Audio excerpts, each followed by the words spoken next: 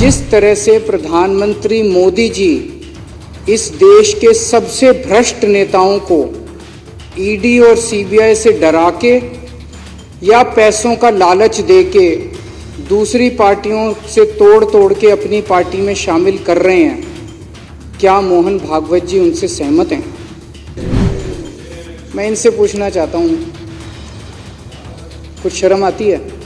चलो, हम तो सारे के सारे खराब हैं, पर आपका प्रधानमंत्री 27 जून को जिस आदमी पे 70,000 करोड़ रुपए के भ्रष्टाचार का आरोप लगाता है और 5 दिन के बाद 2 जुलाई को उसको अपना उप मुख्यमंत्री बना लेता है, क्या मुंह दिखाते हो यार? जब अपनी गली में अपने घर जाते हो आप लोग, पूरी दुनिया को क्या मुंह दिखाओगे कि ऐसी पार्टी में आप लोग हो? 25 नगीने हैं मोदी जी के, हीरे हैं जो चुन चुन के मोदी जी ने दूसरी पार्टियों से इकट्ठे किए हैं। उनके ऊपर जितना कचरा था, गंद था, सारा साफ किया मोदी जी ने, सारे केस उनके धोए। ये सरकारों की चोरी की है। ईडी और सीबीआई को भेज के, उनको धमकी देके, उनको लालच देके, पैसे से खरीद के उनकी सरकारों की चोरी की है इन लोग। ये क्या हो रहा है इस देश के अंदर? क्या इसीलिए हमारे देश के स्वतंत्रता सेनानियों ने अपनी जान गंवाई थी? खत्म कर दिया जनतंत्र इन लोगों ने। ये जीरो टॉलरेंस है। शर्म नहीं आती? लाल किले के ऊपर खड़े होकर पूरे देश को बेवकूफ बनाते हैं। मैंने 4-5 दिन पहले मोहन भागवत जी को एक चिट्ठी लिखी थी। उस चिट्ठी में मैंने मोहन भागवत जी से 5 मुद्दों की बात की थी और उसमें एक मुद्दा ये भी था कि जिस तरह से प्रधानमंत्री मोदी जी इस देश के सबसे भ्रष्ट नेताओं को ईडी और सीबीआई से डरा के या पैसों का लालच देके दूसरी पार्टियों से तोड़ के अपनी पार्टी में शामिल कर रहे हैं, क्या मोहन भागवत जी उनसे सहमत हैं? मोदी जी ने खुद कुछ दिन पहले जिनको भ्रष्टाचारी बोला, अमित शाह जी ने खुद कुछ दिन पहले जिनको भ्रष्टाचारी बोला, भारतीय जनता पार्टी ने खुद जिन लोगों को कुछ दिन पहले भ्रष्टाचारी बोला, कुछ दिन के बाद उनको अपनी पार्टी में शामिल करा लेते हैं। 27 जून 2023 को प्रधानमंत्री जी ने कहा कि अजीत पवार पे 70,000 करोड़ रुपए के घोटाले का आरोप है, हम इनको जेल भेजेंगे।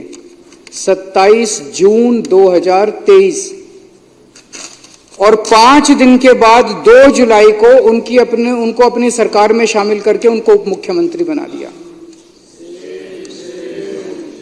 मैं इनसे पूछना चाहता हूं, कुछ शर्म आती है?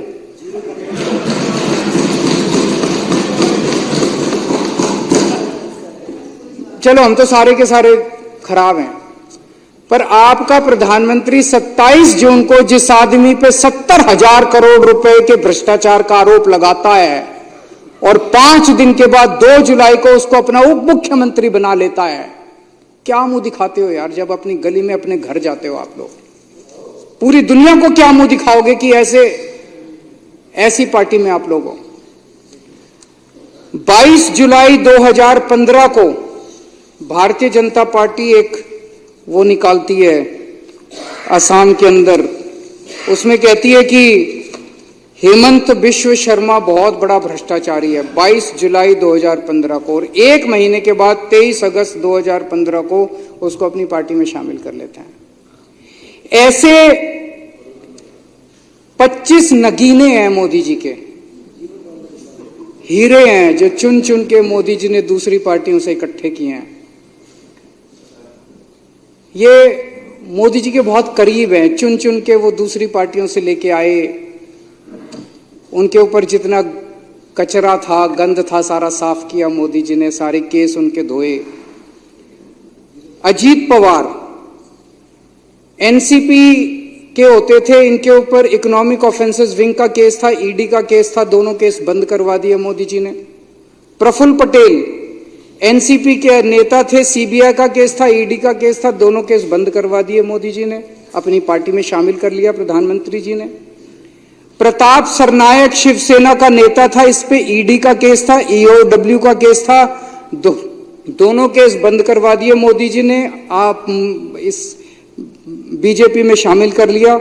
हेमंत बिश्व शर्मा कांग्रेस का नेता था, सीबीआई का केस था, ठंडे बस्ते में डाल दिया, इसको अपनी पार्टी में शामिल कर लिया। हसन मुशर्रफ एनसीपी का नेता था, ईडी का केस था, ठंडे बस्ते में डाल दिया, मोदी जी ने इसको अपनी पार्टी में शामिल कर लिया। भावना गवाली शिवसेना की नेता थी, ईडी का केस था इस पे। यामिनी और यशवंत जाधव शिवसेना के नेता थे, ईडी का केस था, इनका केस ठंडे बस्ते में डाल दिया। सीएम रमेश, रविंदर सिंह, संजय सेठ, शुभेंदु अधिकारी, के गीता, शोभन चैटर्जी, छगन भुजबल, कृपा शंकर सिंह, दिगंबर कामत, अशोक चौहान, नवीन जिंदल, तपस रे, अर्चना पाटिल, गीता कोड़े, बाबा सिद्दीकी, ज्योति मिंडा, सुजाना चौधरी, ये इनकी ईमानदारी है।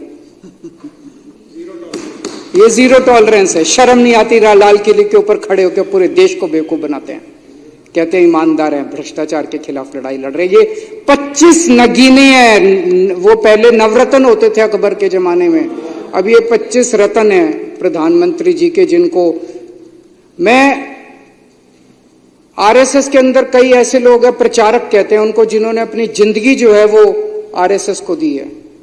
वो जब घर घर जाते होंगे, क्या कह के वो जनता का सामना करते होंगे कि जिस आदमी को प्रधानमंत्री ने 2 दिन पहले कहा कि 70,000 करोड़ का घोटाला हो गया, सारे बीजेपी वाले आरएसएस वालों ने व्हाट्सएप ग्रुप पे उसको भेजा लोगों को कि 70,000 करोड़ का घोटाला। आज प्रधानमंत्री ने 5 दिन बाद उसको अपने यहां शामिल करके उसको उप मुख्यमंत्री बना दिया। क्या शक्ल दिखाते हैं ये लोग। मैं पूछना चाहता हूं सारे आरएसएस के कार्यकर्ताओं से, मैं पूछना चाहता हूं सारे बीजेपी के नेताओं से कि कैसे आप लोग अपनी गली, अपने मोहल्ले के अंदर जाते हो। और मैं आरएसएस वालों के ऊपर ज्यादा दया आती है, उन्होंने कईयों ने अपनी जिंदगी आरएसएस के लिए दे दी और अब उनका एक ही, उनको अब टिकट नहीं मिलती। कांग्रेस वालों को इसको उसको लाला के टिकटें देते हैं, उनका काम दरी बिछाने का रह गया बस। कभी कांग्रेसियों के लिए दरी बिछाते हैं, कभी एनसीपी वालों के लिए दरी बिछाते हैं, कभी शिवसेना वालों के लिए दरी बिछाते हैं। आरएसएस के कार्यकर्ताओं का काम अब केवल दरी बिछाने का रह गया। कभी इस नेता के लिए दरी, क्यों उनको टिकटें मिलती नहीं मिलती उनको। इसके अलावा इन्होंने कई सरकारों की चोरियां की, टॉपल किया, सरकारों को उखाड़ के फेंका। मार्च 2016 से लेके मार्च 2024 तक प्रधानमंत्री मोदी जी ने 13 राज्य सरकारों को 15 बार गिराने की कोशिश की और उसमें से 10 सरकारों को गिराने में सफल हो गए। ये सरकारें नहीं गिराई, ये सरकारों की चोरी की है। ईडी और सीबीआई को भेज के, उनको धमकी देके, उनको लालच देके, पैसे से खरीद के उनकी सरकारों की चोरी की है इन लोगों ने। ये कोई मामूली वो नहीं है कि सरकार गिरा दी। उत्तराखंड में मार्च 2016 में इन्होंने 9 कांग्रेस के एमएलए तोड़ के और हरीश रावत की सरकार गिराई। 2016 में अरुणाचल प्रदेश में 33 पीपीए के 43 में से 33 एमएलए तोड़ के वहां पे सरकार गिरा दी, वहां सरकार बना ली। गोवा में जुलाई 2019 में इनको बहुमत नहीं मिला मार्च 2017 के रिजल्ट्स में, नतीजन इन्होंने 12 कांग्रेस के एमएलए तोड़ के सरकार बना ली। कर्नाटक में 2019 में इनको बहुमत नहीं मिला, इन्होंने 17 कांग्रेस के और जेडीएस के एमएलए तोड़ के सरकार बना ली। मध्य प्रदेश में 2020 में इनको बहुमत नहीं मिला और इन्होंने 22 एमएलए तोड़ के, ये बहुत सारे केस हैं, 10 सरकारें तोड़ के इन्होंने सरकार बना ली और आज इन्होंने एमसीडी के ऊपर गलत तरीके से कब्जा कर लिया, एमसीडी की चोरी कर लिया आज इन लोगों ने। मैं मोहन भागवत जी से मैंने यही चिट्ठी लिखी थी कि क्या राजनीति में शुचिता होनी चाहिए कि नहीं होनी चाहिए। आरएसएस ने अब खुलेआम कह दिया, भाई जो मन में आए करो। आरएसएस ने खुली छूट दे दी है बीजेपी को। यही मैंने मोहन भागवत जी से पूछा था, क्या मोदी सरकार की बेईमानियों और भ्रष्टाचार का आरएसएस समर्थन करती है? अगर नहीं करती है तो मोहन भागवत जी की जिम्मेदारी बनती है कि खुले शब्दों में, सख्त शब्दों के अंदर पूरे देश के सामने वो ये कहें कि मोदी जी जो सरकार चला रहे हैं वो सरकार बेईमान है, वो सरकार भ्रष्टाचारी है और वो इसका समर्थन नहीं करते। ये मोहन भागवत जी की जिम्मेदारी है कि पूरे देश के अंदर वो ये स्टेटमेंट दें। आज इन्होंने एमसीडी के अंदर जो किया, चुनी हुई, मैंने जेल के अंदर सुभाष चंद्र बोस, भगत सिंह, इनको बहुत पढ़ा। इन लोगों ने अपनी जान की कुर्बानी लगा दी, जान इन्होंने दे दी अपनी देश को आजाद कराने के लिए। किस लिए आजाद कराया इन्होंने देश? इसीलिए तो आजाद कराया था कि देश के अंदर एक जनतंत्र होगा, जनता चुनेगी, जनता के चुने हुए नुमाइंदे वो सरकार चलाएंगे, जनता के सपने पूरे करेंगे। इसलिए थोड़ी करा था कि एक एलजी आके बैठ जाएगा, अफसर आके बैठ जाएंगे और चुने हुए लोगों को दरकिनार करके और अपनी मर्जी से सरकार चलाएंगे। दिल्ली के लोगों ने एक मेयर को चुना, दिल्ली के लोगों ने काउंसलरों को चुना, दिल्ली के लोगों ने एक सदन को चुना, एमसीडी को चुना, दिल्ली नगर निगम को चुना और उनको कहा भाई अब आप दिल्ली की व्यवस्था चलाओ, दिल्ली की नगर निगम को चलाओ। कानून के अंदर, दिल्ली नगर निगम के कानून में लिखा है कि जो सदन है, सदन की अध्यक्षता मेयर करेगी। एलजी ने कानून आज ऑर्डर पास कर दिया कि अब अध्यक्षता एडिशनल कमिश्नर करेगा। कल आपको भी हटा देंगे, कल लोकसभा स्पीकर को भी हटा देंगे, वहां पे लिख देंगे अब होम सेक्रेटरी जो है लोकसभा की अध्यक्षता करेगा, राज्यसभा की अध्यक्षता अब जो है वो डिफेंस सेक्रेटरी करेगा। ये क्या हो रहा है इस देश के अंदर? क्या इसीलिए हमारे देश के स्वतंत्रता सेनानियों ने अपनी जान गंवाई थी? खत्म कर दिया जनतंत्र इन लोगों ने। एलजी दिल्ली चलाएगा और एडिशनल कमिश्नर जो है वो नगर निगम की अध्यक्षता, कानून के अंदर लिखा है कि मेयर अध्यक्षता करेगा, कानून के अंदर लिखा है कि मेयर ही कॉम्पिटेंट है नगर निगम की, कॉरपोरेशन की, सदन की मीटिंग बुलाने के लिए। कब मीटिंग बुलाई जाएगी, किस दिन बुलाई जाएगी, कितने बजे बुलाई जाएगी, ये मेयर तय करेगा। जैसे आप तय करते हैं, अध्यक्ष तय करता है कि मीटिंग किस दिन होगी, एडजर्न होगी, नहीं होगी, किस दिन होगी, ये मेयर तय करता है। एलजी ने कर दिया, कमिश्नर ने कर दिया।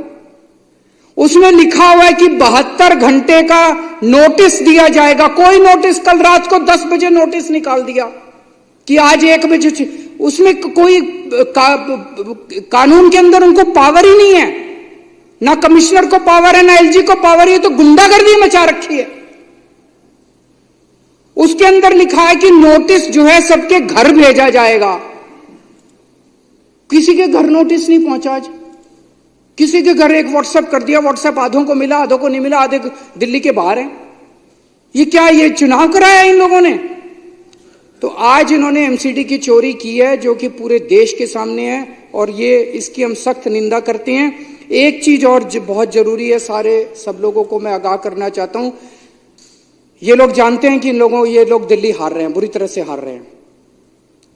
अब जो मेरे को पता चला है, इन्हीं के नेताओं ने मेरे को बताया, इनके नेताओं ने मुझे बताया कि बहुत बड़े स्तर पे आम आदमी पार्टी के वोट काटने का और फर्जी वोट डलवाने का काम इन लोगों ने शुरू कर दिया है।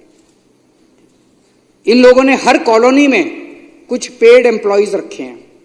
वो पेड एम्प्लॉइज घर घर जा रहे हैं, सब लोग समझ लेना, वो घर घर जा रहे हैं, उनसे पूछ रहे हैं आप किस पार्टी को वोट देते हो जी, किस पार्टी के हो। अगर कोई गलती से कह दे आम आदमी पार्टी का हो तो उसका वोट कटवा देंगे। तो एक तो मैं दिल्ली की जनता को कहना चाहता हूं कि रोज इलेक्शन कमीशन की वेबसाइट पे जाके अपना वोट चेक कर लेना कि वोट कटवा तो नहीं दिया किसी ने। दूसरा, अगर कोई आपके घर पूछने आए कि आप किस पार्टी को वोट देते हो, आप कह देना बीजेपी को वोट देते हैं, फिर आप सेफ हैं, फिर आपका वोट नहीं कटेगा। आप झूठ बोल देना बीजेपी को वोट देते हैं, फिर आपका वोट सेफ है, आपका वोट नहीं कटेगा।